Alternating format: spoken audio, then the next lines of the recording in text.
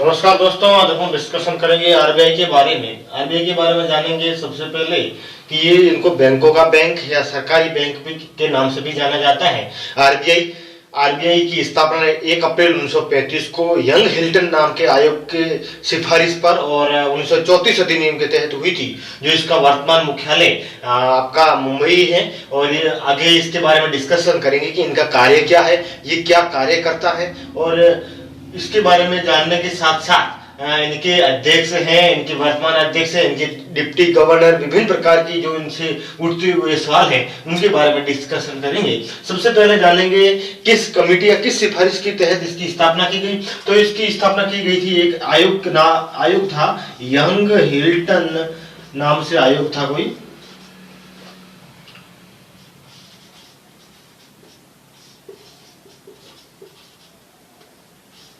नाम से कोई आयोग था, इसके तहत इसकी स्थापना हुई थी। उसके बाद में जानेंगे कि इसकी स्थापना कब हुई। तो इनकी स्थापना हुई थी 1 अप्रैल 1935।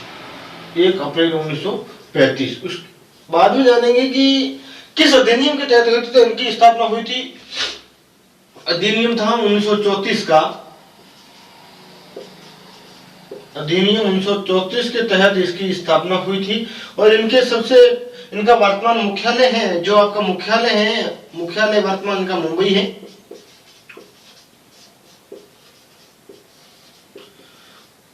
मुख्यालय इनका मुंबई है। उसके बाद में जानेंगे सर्वप्रथम इनके अध्यक्ष कहें या गवर्नर कहें। तो इनके पहले गवर्नर थे ऑसबोर्न स्मिथ नाम से भी लग रहा है कि बिल्कुल विदेशी होंगे और अंग्रेज अधिकारी थे। उसके बारे में जानेंगे प्रथम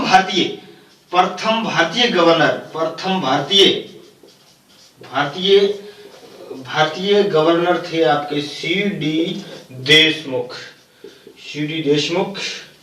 उसके बाद में जानेंगे वर्तमान अध्यक्ष कौन है। वर्तमान गवर्नर हैं आपके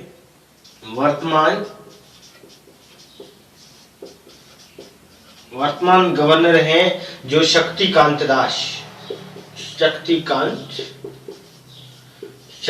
दास। और इससे पहले कौन थे, जो ये 25वें क्रमानुसार 25वें हैं, उसके शक्तिकांत दास से पहले कौन थे। तो इससे पहले थे उर्जित आर पटेल, जो गुजराती दिमाग है, उर्जित आर पटेल। और इससे पहले भी थे रघुराम राजन, तो बैंक को उच्च स्तर पर ले जाने का कार्य किया था रघुराम राजन, जिनको नाम से जाना जाता है रघुराम राजन।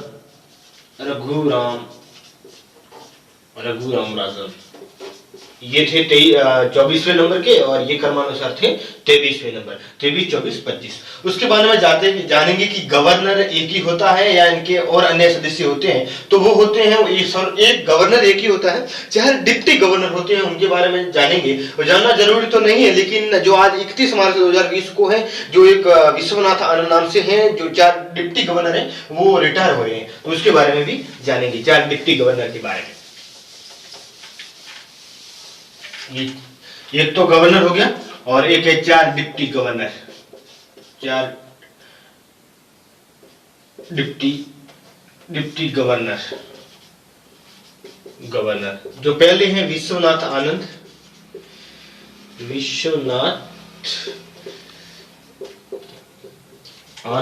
जो आज 31 मार्च 2020 को रिटायर होने वाले हैं। बता रहे हैं कि स्वास्थ्य की वजह से रिटायर ले रहे हैं। उसके बाद में दूसरे डिप्टी गवर्नर जो रहे माइकल पात्रा।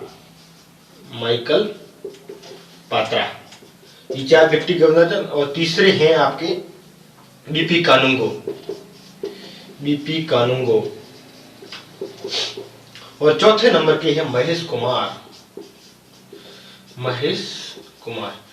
ये भारतीय रिजर्व बैंक के 4 डिप्टी गवर्नर जनरल हैं। सर्वप्रथम है विश्वनाथ आनंद, माइकल पात्रा, बीपी कानूंगो और महेश कुमार। उसके बाद में जानेंगे कि इनके 4 मुख्य क्षेत्रीय कार्यालय हैं। क्षेत्रीय कार्यालय कौन कौन से जानेंगे। आरबीआई 4 क्षेत्रीय कार्यालय आप जानेंगे। दिल्ली,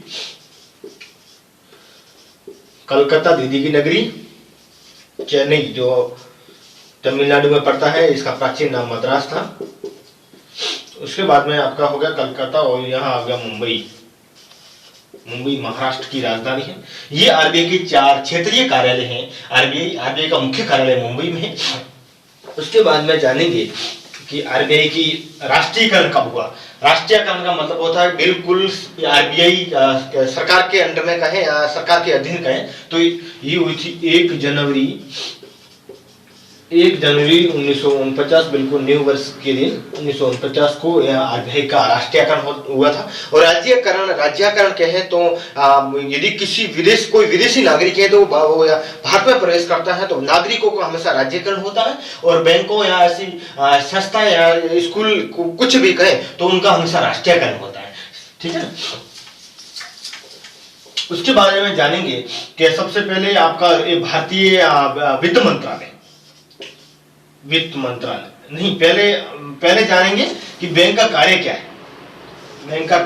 आरबीआई का जो कार्य क्या है इसके बारे में जानेंगे। तो इनका कार्य है नोटों को निर्गमन करना, जारी करना, यहाँ आप कहें तो इश्यू करना। हमेशा आरबीआई जो बैंक है जो संपूर्ण प्रकार के नोट है 1 रुपये को छोड़कर सभी नोट हैं या सिक्के हैं उनको जारी करने का काम आरबीआई करता है। तो 1 रुपये का नोट जारी कौन करता है, उन पर किन व्यक्ति के हस्ताक्षर होते हैं तो वो भी जानेंगे। सबसे पहले इनके कार्य होता है आरबीआई का कार्य होता है नोट निर्गमन करना। निर्गमन का मतलब होता है बिल्कुल जारी करना।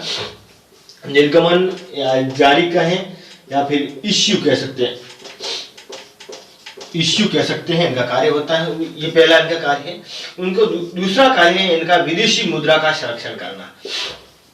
विदेशी मुद्रा का संरक्षण यानी कोई विदेशी नागरिक है, जैसे मानिए कि अमेरिका का व्यक्ति आया है भारत में तो उनको जो वहां से उनकी मुद्रा लेके आएंगे उनको मुद्रा यहाँ पर जमा करवानी होगी और भारत के विभिन्न क्षेत्रों में घूमना है तो उनको भारत की मुद्रा लेके घूमना है तो वो यहाँ पर ये विदेशी मुद्रा लेके आएंगे। आरबीआई का संरक्षण या इनको ट्रांसलेट करके भारतीय मुद्रा इनको उपलब्ध करवाएगा। उसके बारे में जानेंगे इनको किस उपनाम से जाना जाता है। इनको आरबीआई को उपनाम से जाना जाता है।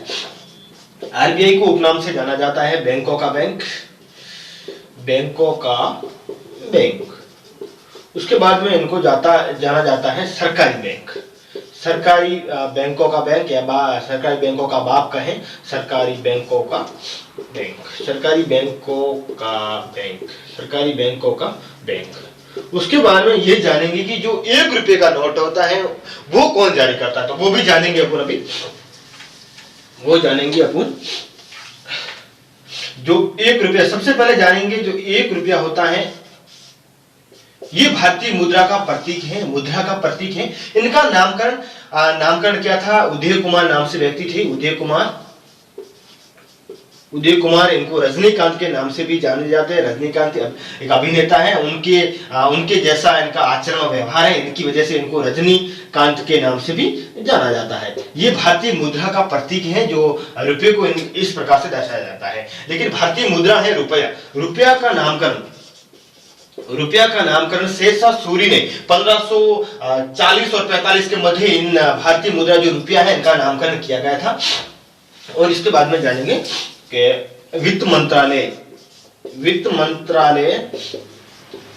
जो 1 रुपये होता है 1 रुपये का नोट वित्त मंत्रालय जारी करता है और इस पर हस्ताक्षर किस व्यक्ति के होते हैं तो वित्त सचिव के हस्ताक्षर होते हैं। वित्त सचिव के इन पर हस्ताक्षर होते हैं। 1 रुपये का नोट जारी करता है वित्त मंत्रालय और इन पर हस्ताक्षर होते हैं वित्त सचिव के। उसके बारे में जाते हैं जो विभिन्न प्रकार के 1 रुपये से लेकर 2000 का नोट है इन पर कितनी भाषाओं का उल्लेख होता है। बिल्कुल सटीक क्वेश्चन है और कई कंपटीशन एग्जाम में भी पूछा गया है। तो बिल्कुल जो आपके एक कॉलम दिया हुआ है उनमें 15 भाषाओं का उल्लेख है, लेकिन एक हिंदी और इंग्लिश भाषा है। उस पन्ने को आप रुपये नोट को बदलिए तो उन पर हिंदी और अंग्रेजी भाषा में लिखा हुआ है। तो कुल 17 भाषाओं का उल्लेख है इस सभी नोटों पर।